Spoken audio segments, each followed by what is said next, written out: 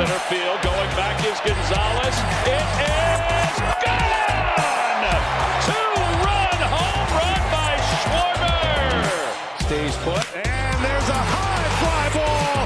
Deep right field. Harper watches it fly.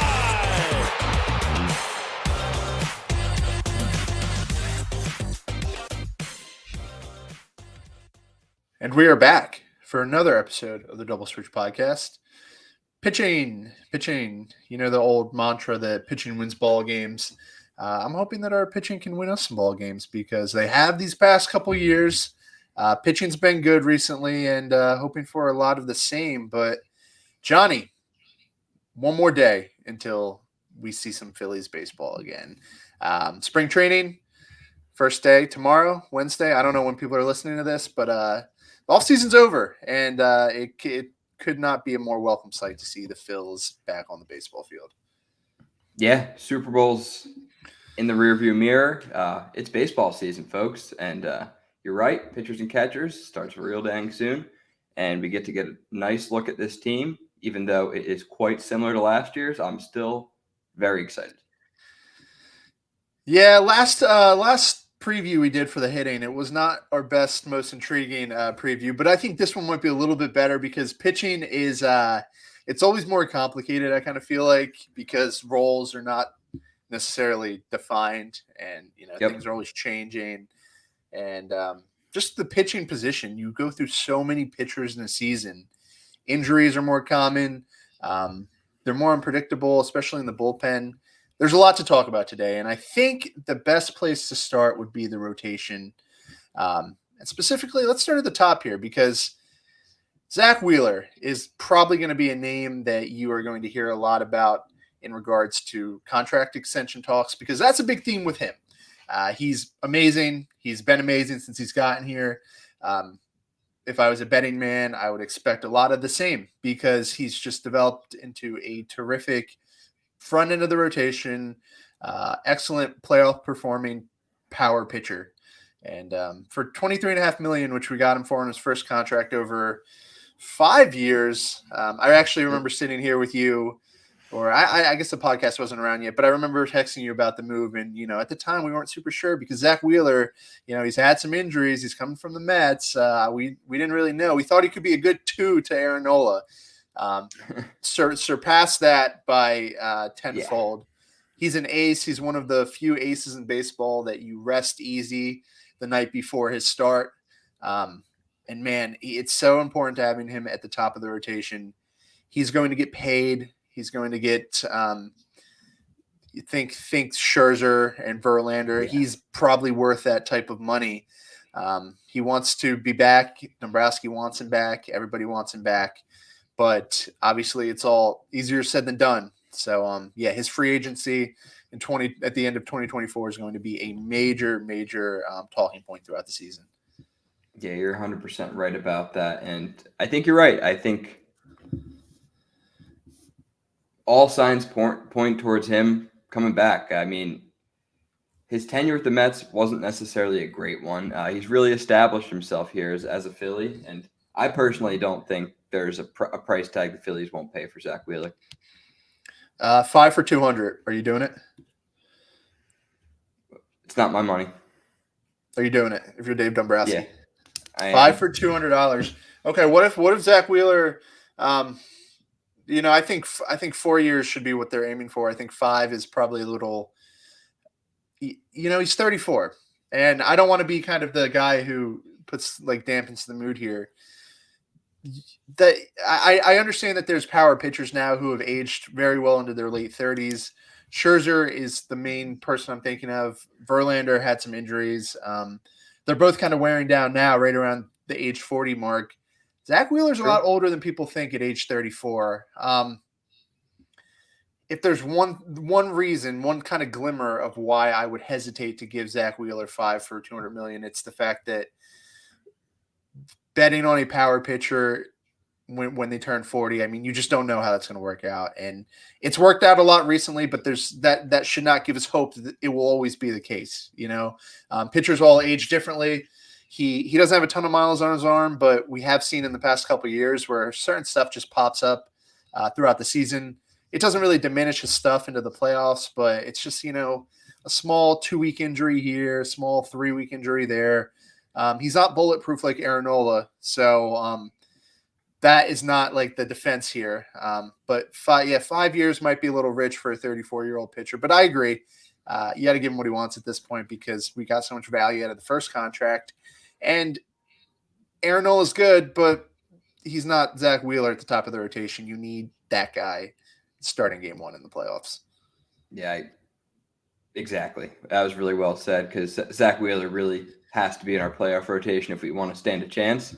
And obviously the Phillies are probably would like a 3-year or a 4-year extension. They obviously don't want to go that 5th year, but Zack Wheeler signed what turned out to be a very, very team-friendly deal for us. And I wouldn't be surprised if he wanted to recoup some money. Yeah, if we don't give him the 5th year, someone will. Someone might give him a 6th year if we let him get to free agency, honestly. Yeah, I'm very interested to see if he does hit free agency, what sort of contract lengths people are willing to hand out. 6 years is absolutely crazy. Yeah.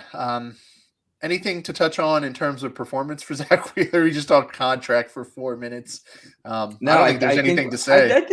I think we saw last year. I don't think there's any signs of him regressing or aging for this season. I think 2025 and beyond, then it's when you start that's the danger zone. But this year, I'm not worried. We got Zack Wheeler back, and I expect great things per usual.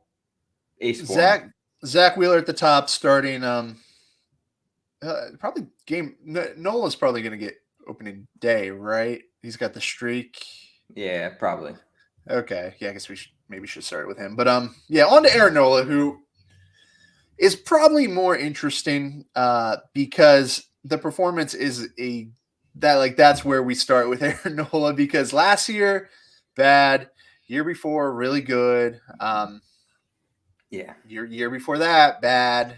He seems to follow this up and down kind of thing. So according to that, we are in for a monster Aaron Nola season. Ended last season on a good note, which was so refreshing to see. He probably made himself $20-30 million just by showing up in the playoffs.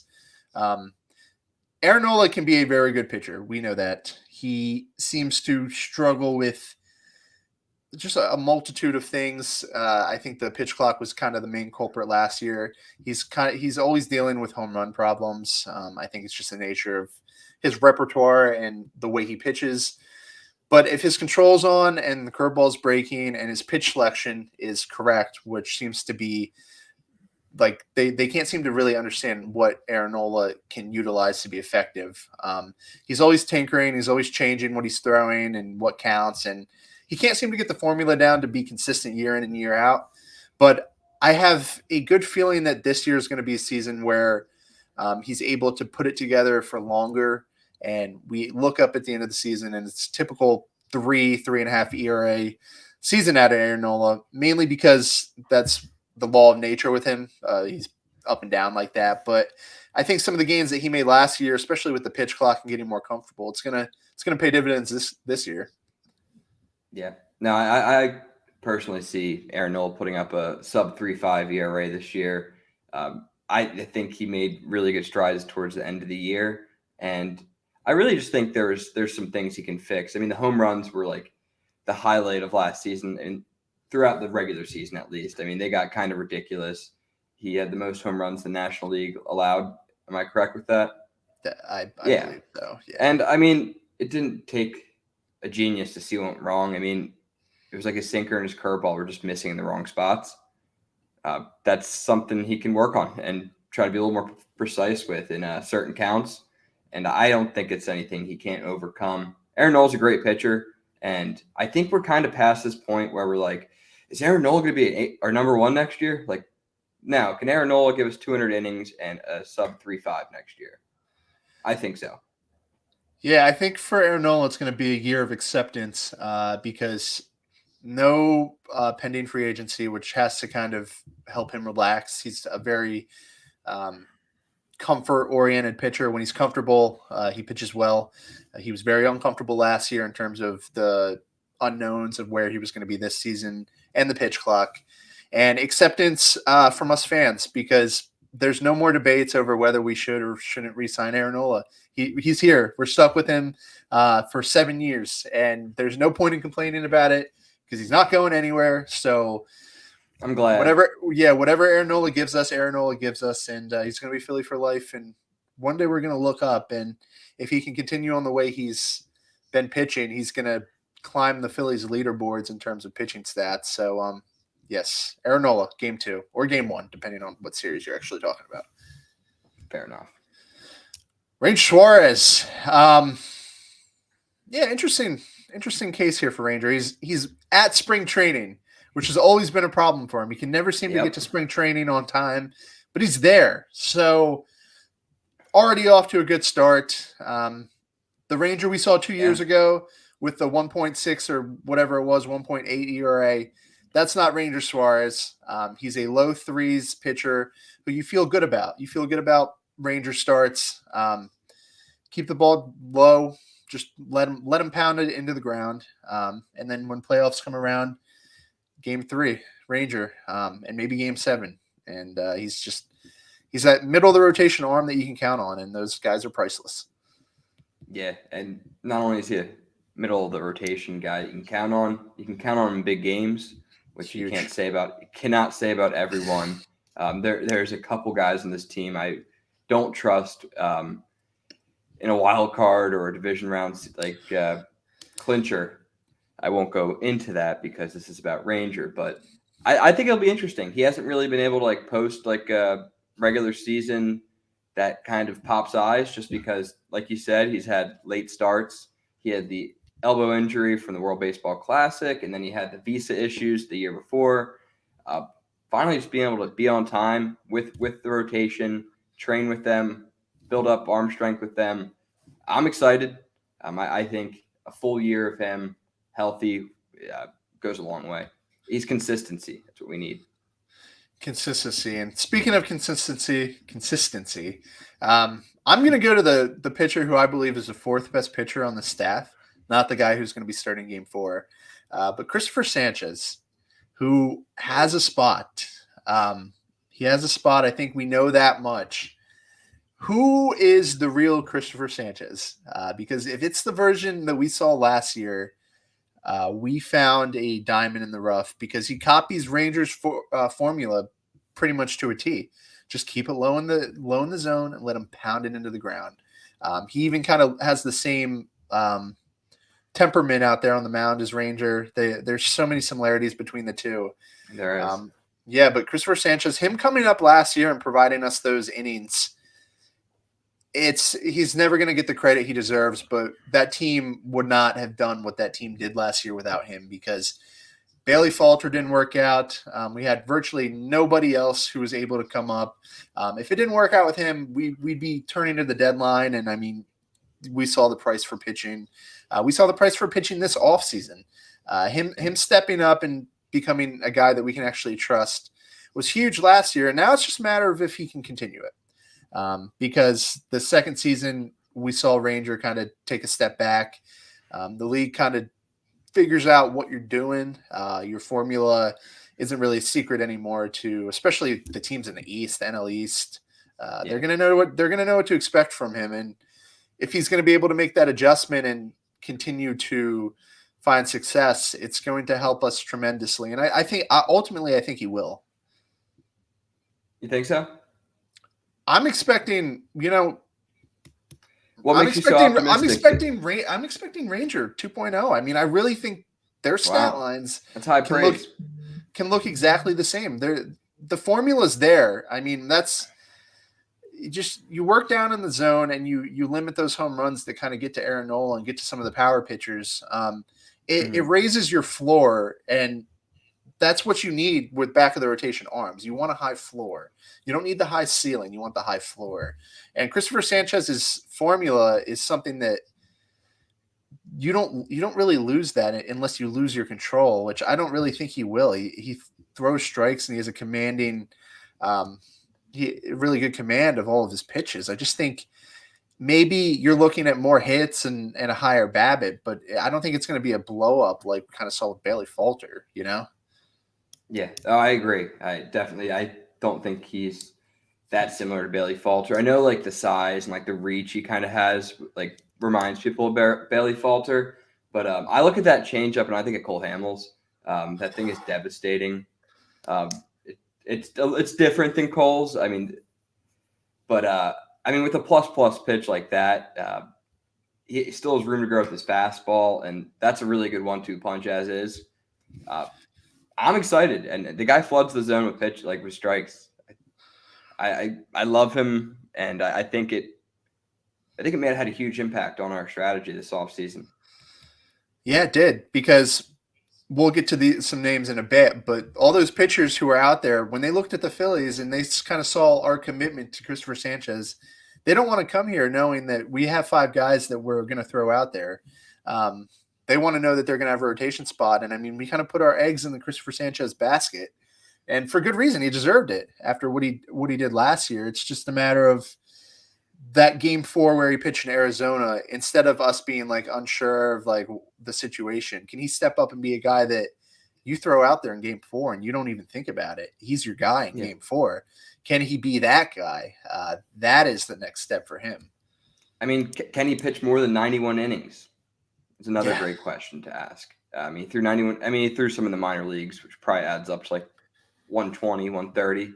But 91 innings, that's not even half of what we need out of our number 4. Yeah. Didn't really see any diminished stuff late in the season, so that's kind of promising. And he's not a power pitcher, so you don't have to worry about the velocity kind of dwindling down throughout the season. But Christopher Sanchez at 4, and then 5, who is a guy who, I'll go to you first. Taijuan Walker. Would you like to kind of break down Taijuan for us? Well, all right, the positives. He did throw 173 innings for us last year, which is, I mean, you take that out of your number 4 starter. You do. He did have a 4.83 ERA, if I'm not mistaken. That doesn't fly, and it's natural that a team would go out and seek out other options and upgrades because we're a contender, and that doesn't fly. I was not a fan of how he kind of diminished in the second half. I don't like that. And Dan Kern, former guest of the Double Switch podcast, big Mets fan, he brought that up to me, how if you look at Walker's splits, April, May, June, all look great. You think you got a good guy. And then the dog days of summer come around, and the numbers, they blow up. He wasn't wrong. That's what happened last year. And if I'm the Phillies, I still look for a way out of the contract. Do you think that's a conditioning thing, given that he's been in the league for he's not a spring chicken anymore? How is that still happening after several seasons in the majors?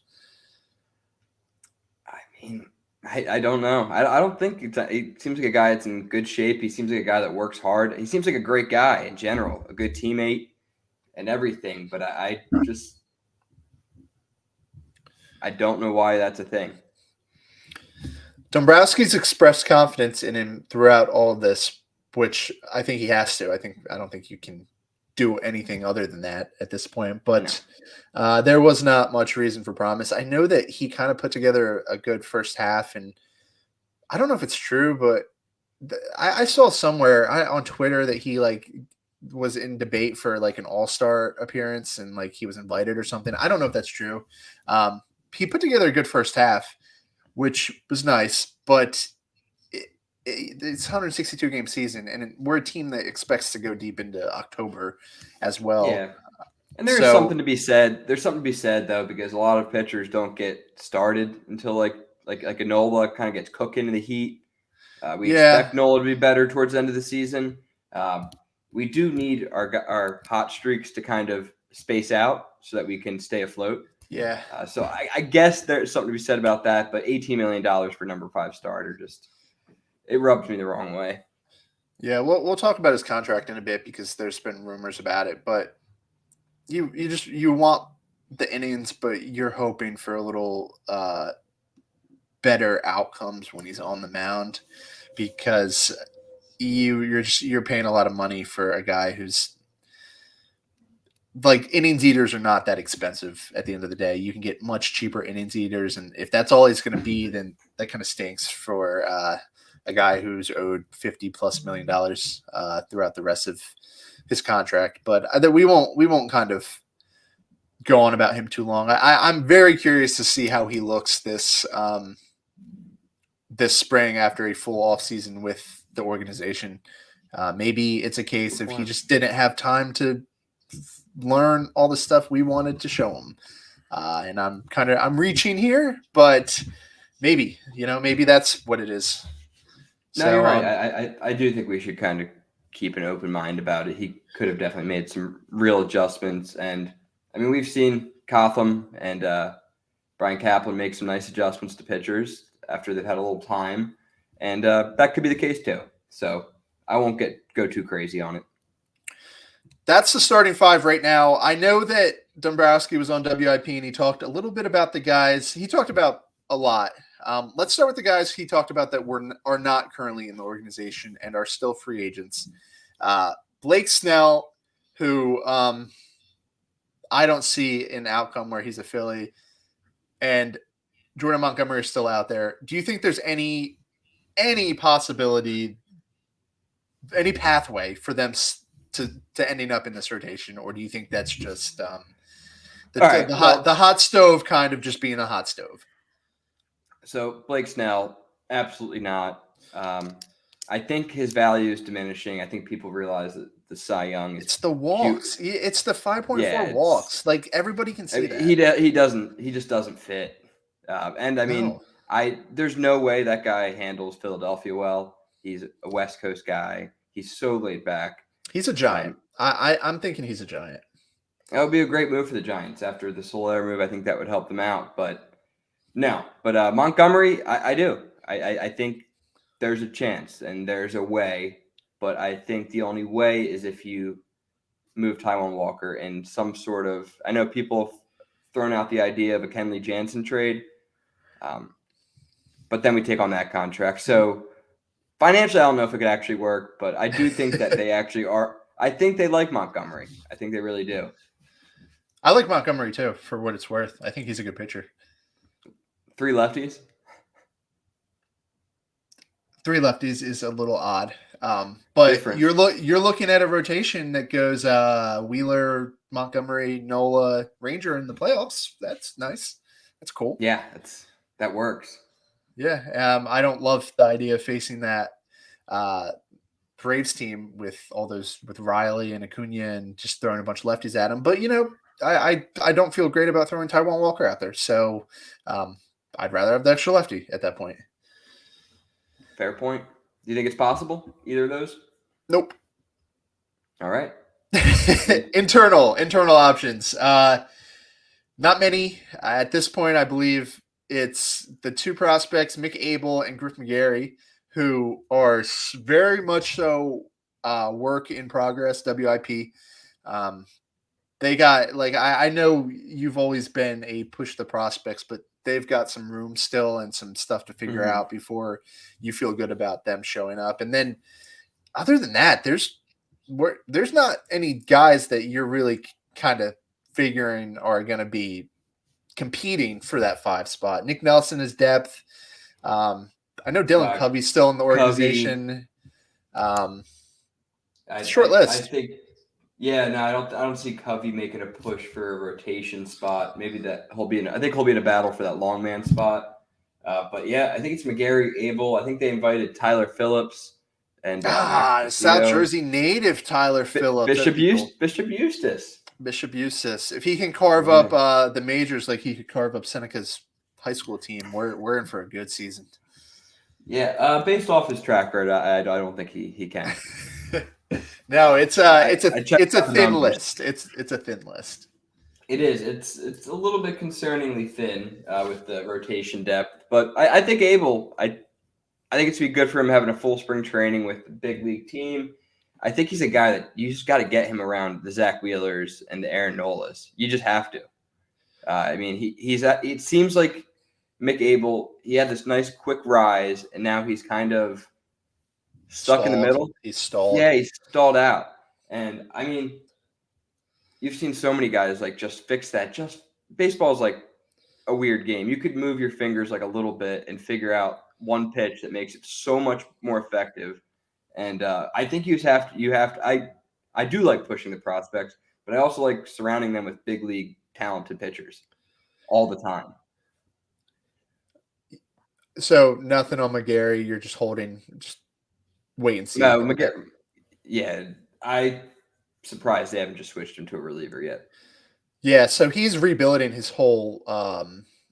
He's kind of starting over as a pitcher, which is tip of the cap to him for even doing that. That's got to be tough. So he's a ways away.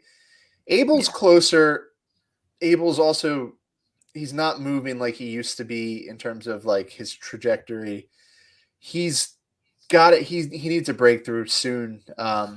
I think that being around the big league staff and being around those pitchers will help, because it just seems like whatever help he's been getting, he needs something else. He needs another voice. He needs someone else to look at him, because he's just kind of stalled out as a really good stuff pitcher who is not able to control a secondary arsenal, which from what I'm seeing, that was never a problem for him. I don't know why it's a problem now. Maybe it's just he's getting stronger and his body's changing. He's only like 21, so he might not even be 21. So he's obviously still growing. The arm's there. I think at worst, he's a major league pitcher. It's just a matter of if he's that top of the rotation arm that we thought we got when we drafted him, or if he's a back of the rotation pitcher. And that's we're gonna find out this year. I mean, 2024 is like how we figure out who Mick Abel is. Yeah, it's a big season for him. Painter getting hurt really messed up a lot, because we were expecting him to be a guy last year, and this year we were expecting sophomore season Andrew Painter, like put him in for game 3. You know, him getting hurt really kind of put a wrench in our plans. But there's still hope for all of those guys. Yeah, they're all young. McGarry's probably the farthest away. The other two are still high upside high school pitchers who can't even drink alcohol yet. So that should tell you everything you need to know about where they are. But yeah, big season for those guys. And if they can be good, I feel better about our depth. So 100%. We're not going to do that with the bullpen. Let's kind of consolidate the bullpen, because we just spent half an hour on starting pitchers. What's the key? What's the keys to this bullpen? Yeah, I'll just throw it in your court real quick. I mean, I really just think it's having this group of guys healthy for as long as you can, because, I mean, you look down the list, you got Alvarado. He's the man. Hoffman was kind of the breakout guy last year. He's a key guy in the back 3 innings of the games. You got Soto, who doesn't have the same pressure as some of these other guys now. I mean, he could be like the 5th best guy, because we have Kerkering, we have Sir Anthony still, Matt Strom. I think Connor Brogdon will come back and win a spot. Junior Marte. And then I think Junior Marte is going to be in the minor leagues to start. Okay, definitely. all right. But I like that Spencer Turnbull as a good long man option. Yeah, he's Turnbull's like Dylan Covey insurance at this point. I think if one of them has to jump in the rotation, you still have that guy who can serve that purpose. So you have those two, and then you have like a group of 5 that are going to get the leverage. Hoffman, Alvarado, you feel very good about those two. Sir Anthony bounce back would be pretty nice. Soto being just better in his second season is something that I think is going to be a big key to the bullpen, because he was a high leverage closer and he had an upper 4s ERA last year. Just him being comfortable and kind of developing into a back of the game type pitcher like we think he can be is going to be big. And then Kerkering, who is the most interesting of the group for a couple of reasons. he has the highest upside, but he needs the most work. So it's like a very interesting pitcher to watch. His pitch usage. I think before we get into it, Okay. I do think that this Kerkering, like I go online and people are like so down on the guy because like the playoffs still, but like we have to keep in mind the guy pitched more major league games in the playoffs than he did the regular season. Yeah, you and I both always knew that just wasn't a fair way to judge him. No, he was facing the best of the best players in the biggest of the biggest moments. And for the most part, he did pretty fucking good. And then he had a little oopsies. Yeah, I mean, we paid Craig Kimbrell a lot of money, and he had bigger oopsies. But I'll let you get into his pitches, though, because that is a valid point. Yeah, his pitch usage, they're going to have to figure out something there because 75% slider. Hitters are going up there sitting slider, and it doesn't matter what. There's one pitch in the world that actually worked like that, and that was Mariano Rivera's cutter. Nobody's ever been able to throw a pitch 80% of the time and get away with it. It's just not how baseball works. These guys are too good. They're too good, and they're going to make adjustments. And it's the ball's back in his court. He has to make an adjustment here. Using his fastball in a better way would help. I don't. Yeah, there's a lot. I'd be really shocked if they didn't add a third pitch to his repertoire. It feels like the Phillies want like, hey, Orion, can you throw a cutter?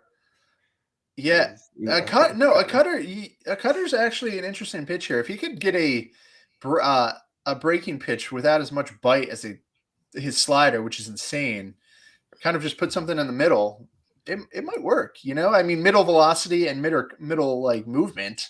That's what you do. You fill in the blanks of someone's arsenal with what they need, and that actually might be what he needs. Yeah, because then I mean it would be really tough, just if he tunnel pitches well and just trying to distinguish whether it's a slider or a cutter out of his arm slot would be really challenging for hitters, especially if his cutter has a pretty high velocity. Yeah, his hypothetical cutter that might not exist. Yeah, his cutter that we don't even know if they're working on. It's either that or you teach him something that goes the other way, whether that's a nasty two-seamer or a changeup, which is probably the hardest pitch for him to learn at this point, a changeup. But then you're talking a pitcher who can go right down the middle and then just that would be deadly. But I think literally any other pitch would just help him out tremendously at this point. Another pitch that's really, really common in the Phillies organization is a sinker. Yeah. And a lot of our look at our relievers. I would probably say that whole list probably can throw a sinker. Yeah. For him, it's probably just what he can control the best. I don't know what that is. Because that was an issue for him as well. But I think they think he can be really good, and they know something that we don't, and they have a plan that we don't know, but they think he can be really, really, really good. And he sold me. I mean, I'm not going to be fooled by the ending. I mean, I saw what I saw with my eyes too. He has the swag and he has the swag to be a closer. Ultimately, cool, I think that's cool. I think that's his ceiling. I think if everything breaks right and he can find a formula that works, I think he can be a nasty closer. But even if he doesn't, you have a guy who throws 100 miles an hour with the best slider I've ever seen in my life, and he's our third, fourth best pitcher in that bullpen. You feel good about this bullpen going into the season. It's deep. Yeah. The only sort of battles are going to be all right, Brogdon. Is Brogdon going to make it? Is Covey going to make it? Is Turnbull going to make it? There's 7 guys where you're like, oh yeah, they're locked in. As long as they're healthy, they're there. Who would you rather have on this team come opening day? Taijuan Walker or Kenley Jansen? Because that is a super interesting rumor, in my opinion. It kind of makes sense, and it feels like something Dombrowski would do. I don't even like Kenley Jansen, but I also don't really like Taijuan Walker, so okay. So this is a great question because I actually put a concerning amount of thought into this at work the other day. Concerning amount, okay. Yeah, well, my boss would find it concerning. But after tons of back and forth, I do feel I'd rather have Kenley Jansen just because the contract. It's the contract for me. Because if you can – I don't care. Like, I mean, I know Taijuan Walker can eat innings, but, like, if you could trade that 3 years 18 and get Kenley's 1 year 16, yes. That just frees up the future, too, and gives you another dependable arm. I mean – and then it frees up a spot to maybe get a little clever with Montgomery. That's the key for me. I think if we keep things as is with Taijuan Walker, we're not getting anything else. But if we get Kenley Jansen, I think that frees up money for a long-term deal for someone. And you go over the cap this year, but he's off the books in a year. And at the end of the day, I mean, Kimbrel blew it for us last year, but like one pitcher in a bullpen can only have that much influence, and he's not that bad. He's not peak Kenley Jansen, but he's not awful. No, we're not even asking him to be our closer. It's not going to be like that. Well, that's the thing. Are you sure it's not going to be like that? Because we thought that Kimbrel was like the 8th best pitcher in the bullpen last year, and he got every closing opportunity. If it is, I would sue. I mean, that's a crime when you look at our top 5 pitchers, and they're all in their prime. Who is going to be the closer? We didn't even talk about that. I think they all have a shot. I mean, I genuinely believe Alvarado could be. Jeff Hoffman could also be. And I think Kerkering could be by the end of the year. Who you got? You're not going to believe me. You're not going to believe me when I I'm looking at my list, and I don't know who you're about to. Which of these 3 you're going to tell me? But I think Alvarado and Hoffman are too valuable in their leverage spots. That's the lefty righty combo. If Acuna comes up in the 7th, you're going Hoffman. But if like Olsen comes up in the 7th, you're going Alvarado. That's how you're going to use those two guys. And if one's available in the 9th, then sure, just go with one of them. That's I feel like Kerkering is a little too I don't think they throw Kerkering into that role. And then you talk about the two guys who are counting on bounce backs, who are both like proven closers at this point. I can't say for certain, but I think it might be one of them. Who? Soto and Sir Anthony. Oh, you do? I think Sir Anthony's likelier because I think Sir Anthony's going to be better. But those are the two kind of leftover guys who don't have a distinct role in the bullpen. They've been closers. They've been good closers. I thought you were going to say Matt Strom. I didn't even think about that. But no, no. I don't think he is the velo for it. But I think you're right. I think they both have a really good opportunity to. I mean, they both did not have their type of years. I mean, I don't think that those guys either of them are that bad. I think they're both better than what they put up last year. And the way we use the bullpen, I don't even think the closer is the most valuable reliever on this team. No, that's the key. It's the best pitcher isn't the closer anymore. The two best pitchers in the bullpen, Hoffman and Alvarado, are going to get the biggest spot in the game, as they should. And then you have a lefty and a righty who can both close. Just play the matchup in the 9th inning, depending on how they look, obviously. Last year, I would not want Soto near the 9th inning, but Sir Anthony I think depending on the day, he could get high leverage outs. They're both good enough. Yeah. No, I think they provide a really nice 1-2 because I mean they could do if we're playing like the Braves, it's like, all right, Sir Anthony.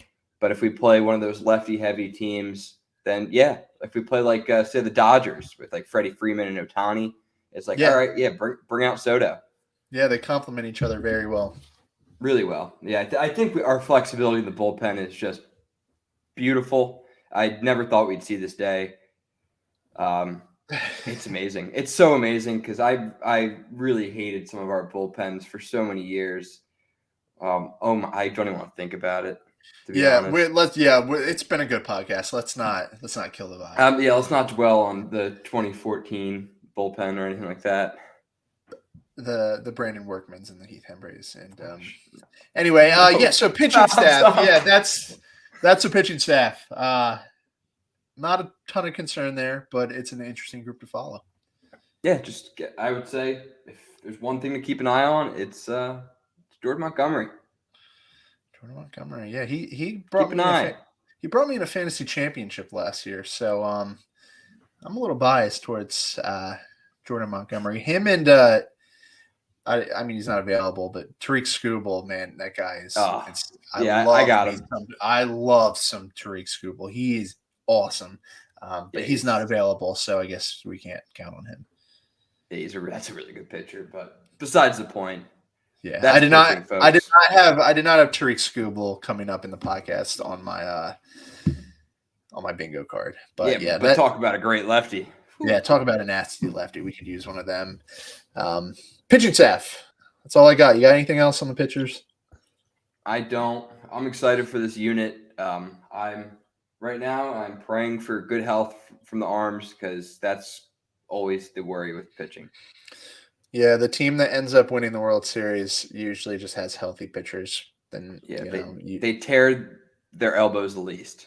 Yeah, you get the right combination of pitchers at the right time. So hopefully following that formula will work for us. And if that's all you got, I guess that should do it for this episode. That should do it for the hitting and the pitching previews. And that should do it for the offseason because it's over. Spring training is back. We will be back soon to, I don't know what we're going to talk about. Bold predictions soon. They're always ridiculous and never come true. Like Alec Boehm hitting 35 homers. I feel like every year you go up with how many home runs Alec Boehm is going to hit. Even true or false? Alec Boehm is going to hit 40 homers this year. True or false? Oh my God! Literally this week on the podcast last week, you asked me if he was hitting 25. Every month, I just increase my target for Alec Boehm homers for no reason. Is he going to beat the single season home run record? You think? 73? Dude, yeah. I'm telling you, if he comes out on opening day and hits 2 home runs, I'm gonna get on here and I'm gonna say Alec Boehm's gonna break Barry Bonds' record. All right. Well, folks, you're not gonna be surprised by one of Josh's bold predictions. It's definitely gonna have Alec Boehm in it. It always does. Boehm does rake, and we do love Boehm. Big season from Boehmer. I did have us talking about Alec Boehm in our pitching preview on my bingo card because kind of just what we do. So with that being said, I think that's a good note to end on. Alec Boehm hitting 74 homers. As always, thank you guys for listening, and we will talk to you soon. Go Phils.